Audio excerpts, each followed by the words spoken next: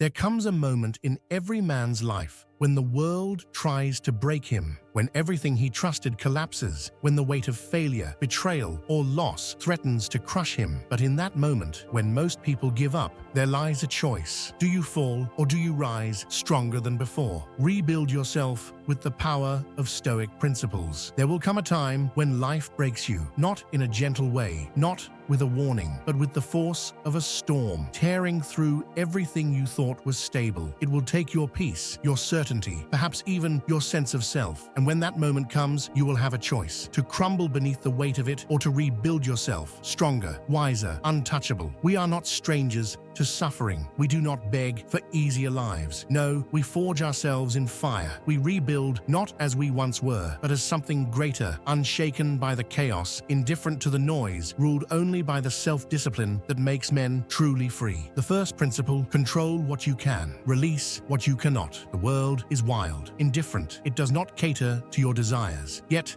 as Epictetus said, happiness and freedom begin with a clear understanding of one principle. Some things are within our control, and some things are not. If we spend our lives raging against what we cannot change, we become slaves to frustration, prisoners of our own emotions. But when we focus on what is ours to master, our minds, our choices, our reactions, we seize true power. Pain, loss, betrayal, these are not ours to command. But how we meet them, that is ours entirely. And in that space, we are reborn. To embrace this principle, we must first accept reality for what it is. Wishing for a different past or yearning for an impossible future only fuels suffering. Instead, we must sharpen our focus on what can be influenced: our mindset, our behavior, our discipline. Marcus Aurelius reminds us, you have power over your mind, not outside events. Realize this and you will find strength. The weak waste time in resentment and blame. The strong turn inward, finding clarity and action in the present moment. By letting go of what is beyond us, we lighten the burden on our shoulders and free ourselves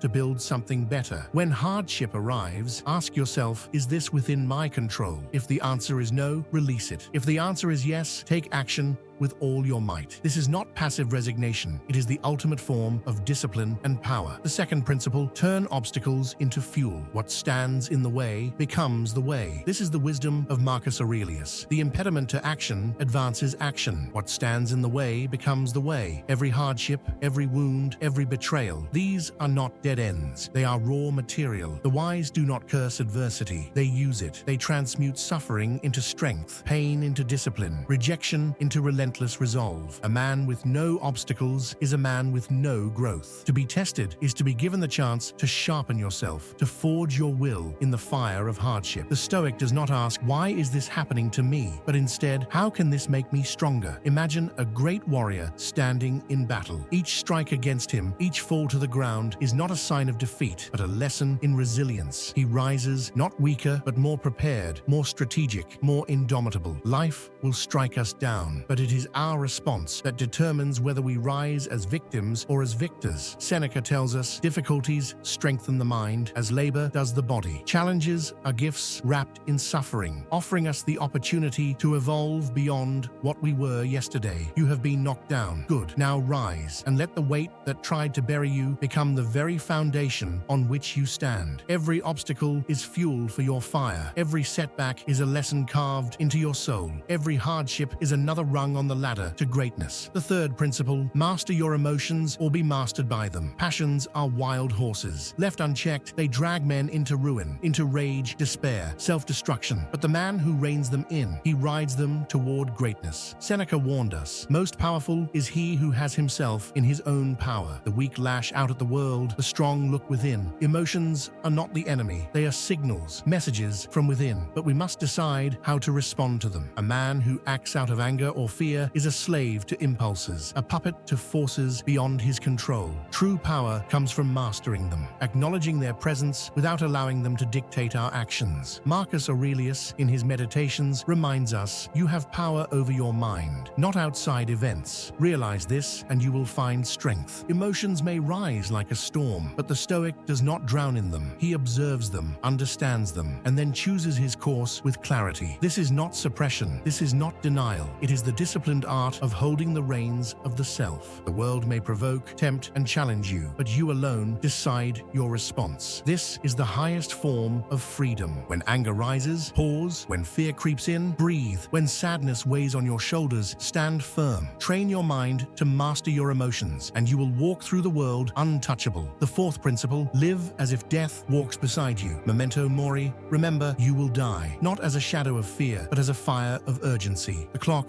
does not wait. The days slip through your hands, whether you act or remain frozen in hesitation. Aurelius knew this well. You could leave life right now. Let that determine what you do, say, and think. Death is not the enemy, it is the great clarifier. When you embrace the certainty of your mortality, procrastination dies, distractions fade, and the trivial becomes meaningless. What remains? Purpose, focus, action. Seneca reminds us, let us prepare our minds as if we'd come to the very end. Let us postpone nothing. Let us balance life's books each day. If you knew you had only a short time left, what would you change? Would you waste another moment in fear? Would you hesitate to chase what sets your soul on fire? Stop waiting. Stop hesitating. Stop living as if tomorrow is promised, because it isn't. The time to act, to rebuild, to reclaim yourself is now. Let the awareness of death sharpen your will, fuel your courage, and push you to live fully. There is no later. There is only now. The fifth principle, never be a slave to opinions. People will misunderstand you. They will judge, mock, and doubt you. They will try to sway you with praise, cripple you with criticism, but their words have only as much power as you grant them. To live by the opinions of others is to hand over the keys to your own mind. A Stoic stands firm, guided by virtue, not by applause. The world is fickle. One day it cheers, the next it condemns. Why should we bow to such inconsistency? Epictetus reminds us, if you want to improve, be content to be thought foolish